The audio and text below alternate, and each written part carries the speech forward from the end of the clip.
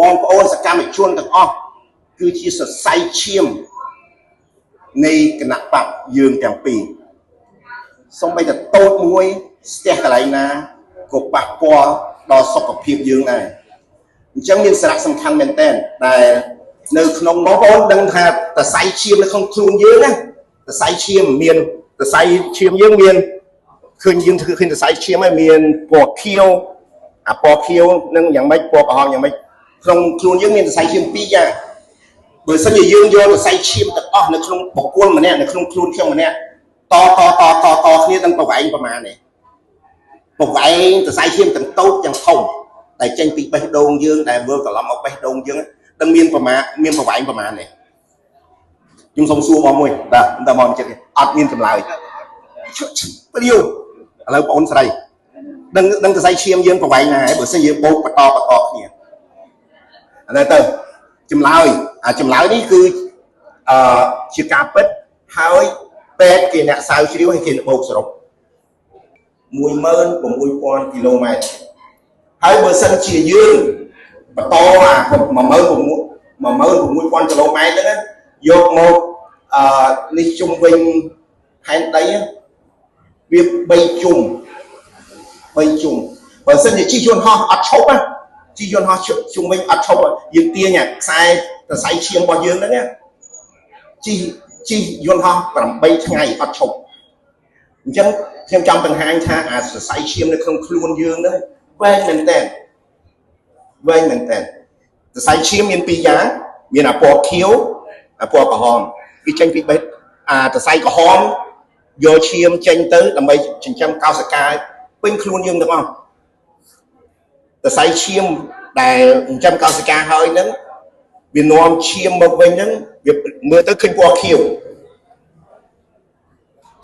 ហើយក្នុងករណីសរសៃឈាមទូចមួយស្ទះនៅខួរក្បាលយើងនឹងកើតអីជំងឺស្លាប់មកខាងខ្លួនទូចបំផុតស្ទះនៅខួរក្បាលយើងធ្វើឲ្យយើងស្លាប់មកខាងខ្លួនអាចស្លាប់មកខាងខ្លួនបើសិនជាស្ទះនៅជិតបេះដូងធ្វើឲ្យយើងកាំងបេះដូងស្លាប់មែនទេបងពេទ្យខ្ញុំក៏ចង់បង្ហាញសារៈសំខាន់នៃសរសៃឈាមរបស់យើងទាំងធំទាំងតូចមានសារៈសំខាន់ដូចគ្នាហើយខ្ញុំលើករឿងនេះមកនិយាយដោយសារយើងជាគណៈបកភ្លើងទៀនក៏ដោយគណៈបកឆន្ទៈក៏ដោយយើងទាំងអស់គ្នា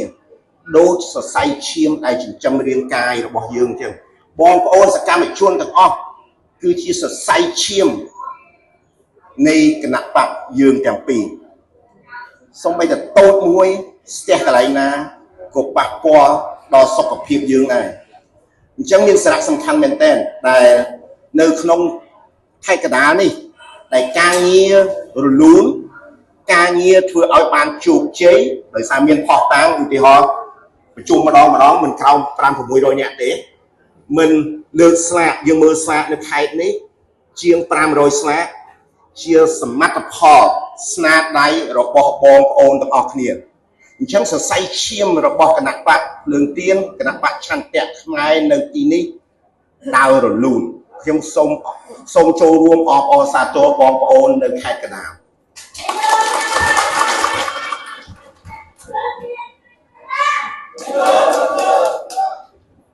ឥឡូវយើងអាចឆ្លងដែរមានអ្នកខ្លះអាយុ60-65ដូចគ្នាក៏ប៉ុន្តែអ្នកខ្លះដោយសារគាត់អត់សូវខែខ្លួនគាត់សឹកញ៉ាំមិនសូវល្អអញ្ចឹងទៅពេលខ្លះគាត់ស្ទះស្រាយឈាមនៅគូបានធ្វើឲ្យស្លាប់ខាងខ្លួនអ្នកខ្លះទាំងបេះដូងដល់អ្នកខ្លះវិញគាត់ថែខ្លួនគាត់ញ៉ាំម្ហូបល្អគាត់ខំហាត់ប្រាណគាត់ខំថែខ្លួនទៅសុខភាពគាត់ល្អយ៉ាងណាមិញគណៈបកយើងដូចគ្នាបើសិនជាយើងទាំងអស់គ្នាចូលរួមកសាងចូលរួមធ្វើសកម្មភាពថែរក្សាកម្លាំងគណៈបកយើងនៅមូលដ្ឋានគណៈបកយើងខ្លាំងគណៈបកយើងអាចធ្វើការរលូនដូចជីវិតរបស់យើងទាំងអស់គ្នាអញ្ចឹងខ្ញុំសូមលើកទឹកចិត្តខ្ញុំសូមកោតសរសើរបងប្អូនសមាជិកការនៅខេត្តកណ្ដាលទាំងសមាជិកនៅមូលដ្ឋាន ទាំងថ្នាក់ដឹកនាំនៅមូលដ្ឋាននិងថ្នាក់ដឹកនាំនៅខេត្តវាអស្ចារ្យមែនទែនតែសកម្មភាពរបស់បងប្អូនបានបង្ហាញបានផ្ដល់សមិទ្ធផលតែគួរឲ្យកោតសរសើរហើយមិនមែនដោយសារតែពីរម្នាក់ដោយសារតែម្នាក់ពីរនាក់ទេគឺការសហការដើររលូនដូចឧទាហរណ៍អញ្ចឹងបើសិនជាបេះដូងយើងខ្លាំងបេះយើងដើរក៏ប៉ុន្តែគ្រឿងក្នុងផ្សេងមិនដើររលូនវាធ្វើឲ្យយើងមានបញ្ហាសុខភាពដូចគ្នាអញ្ចឹងការចូលរួមរបស់បងប្អូននៅមានសារៈសំខាន់មែនទែន